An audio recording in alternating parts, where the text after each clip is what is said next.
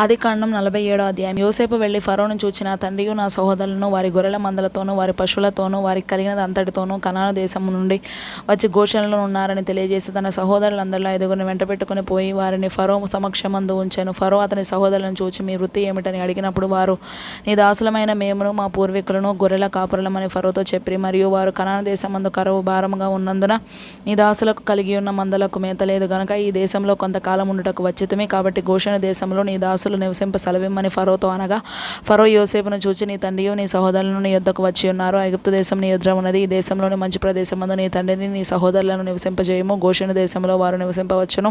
వారిలో ఎవరైనా ప్రజ్ఞ గల వారిని నీకు తోచిన యెడల నా మందల మీద వారిని అధిపతులుగా నియమించుమని చెప్పాను. మరియు యోసేపు తన తండ్రి అయిన యాకోబును లోపలికి తీసుకొని వచ్చి ఫరో సమక్షమందు అతన్ని ఉంచగా యాకోబు ఫరోను దీవించెను.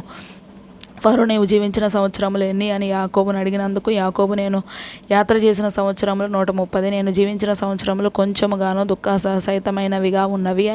అవి నా పితరులు యాత్ర చేసిన దినములలో వారు జీవించిన సంవత్సరములన్నీ కాలేదని ఫరోతో చెప్పి ఫరోను దీవించి ఫరో ఎదుట నుండి వెళ్ళిపోయాను. ఫరో ఆజ్ఞాపించినట్లు యోసేపు తన తండ్రిని తన సహోదరులను ఐగుప్తు దేశంలో నివసింపజేసి ఆ దేశంలో రామెసేసను మంచి ప్రదేశంలో వారికి స్వాస్థ్యమునిచ్చెను. మరియు యోసేపు తన తండ్రిని తన సహోదరులను తన తండ్రి కుటుంబపు వారిని అందరినీ వారి వారి పిల్లల లెక్క చొప్పున వారికి ఆహారం ఇచ్చి సంరక్షించెను. కరువు మిక్కిలి భారమైనందున ఆ దేశమందంతటను ఆహారం లేకపోయాను. కరువు వలన ఐగుప్తు దేశమును కనాను దేశమును క్షీణించెను. వచ్చిన వారికి ధాన్యం అమ్ముట వలన ఐగుప్తు దేశంలోను కనాను దేశంలోను దొరికిన ద్రవ్యమంతా యోసేపు సమకూర్చెను. ఆ ద్రవ్యమంతటిని యోసేపు ఫరో నగరులోనికి తెప్పించెను. ఐగుప్తు దేశమందును కనాను దేశమందును ద్రవ్యము వ్యయమైన తరువాత ఐగుప్తీయులందరూ యోసేపునొద్దకు వచ్చి, మాకు ఆహారం ఇప్పించుము, నీ సముఖమందు మేమేలా చావవలెను, ద్రవ్యము వ్యయమైనది కదా అనిరి. అందుకు యోసేపు, మీ పశువులను ఏడి, ద్రవ్యము వ్యయమైపోయిన ఎడల మీ పశువులకు ప్రతిగా నేను మీకు ధాన్యం ఇచ్చేదనని చెప్పాను. కాబట్టి వారు తమ పశువులను యోసేపునొద్దకు తీసుకొని వచ్చిరి. యోసేపు గుర్రములను గొలను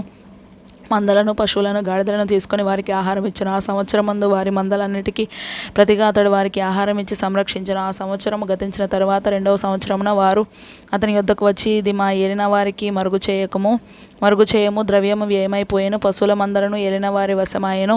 ఇప్పుడు మా దేహములను మా పొలములను తప్ప మరి ఏమియూ ఏలిన వారి సముఖమున మిగిలి ఉండలేదు. నీ కనుల ఎదుట మా పొలములను మేము నశింపనేలా ఆహారం ఇచ్చి మమ్మును మా పొలములను కొనుము. మా పొలములతో మేము ఫరోకు దాసుల మగుదుము.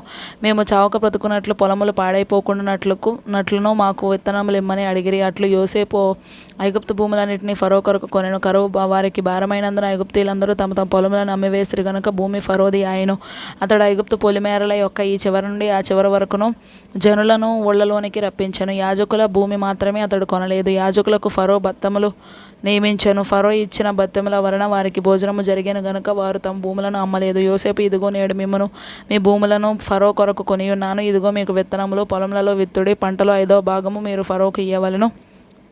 4 భాగములు పొలములలో విత్తుటకును మీకును మీ కుటుంబపు వారికిని ఆహారమునకును మీ పిల్లలకు ఆహారమునకును మీవై ఉండునని ప్రజలతో చెప్పగా వారు, నీవు మమ్ము బ్రతికించితివి, ఏలిన వారి కటాక్షం మా మీద నుండనిమ్ము, ఫరోకు దాసుల మగుదుమని చెప్పిరి. అప్పుడు 5వ భాగము ఫరోదని నేటి వరకు యోసేపు ఐగుప్తు భూములను గూర్చి కట్టడ నియమించెను.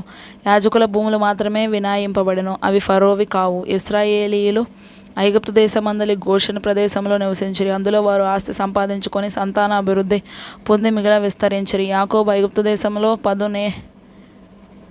17 ఏండ్లు బ్రతికేను. యాకోబు దినములు అనగా అతడు జీవించిన సంవత్సరం 147.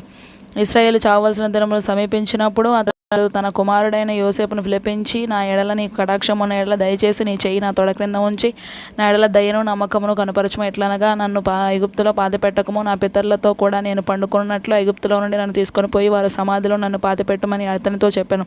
అందుకు అతడు, నేను నీ మాట చొప్పున చేసేదనెను. మరియు అతడు నాతో ప్రమాణము చేయమన్నప్పుడు యోసేపు అతనితో ప్రమాణం చేశాను. అప్పుడు ఇశ్రాయేలు తన మంచపు తలాపి మీద వంచెను.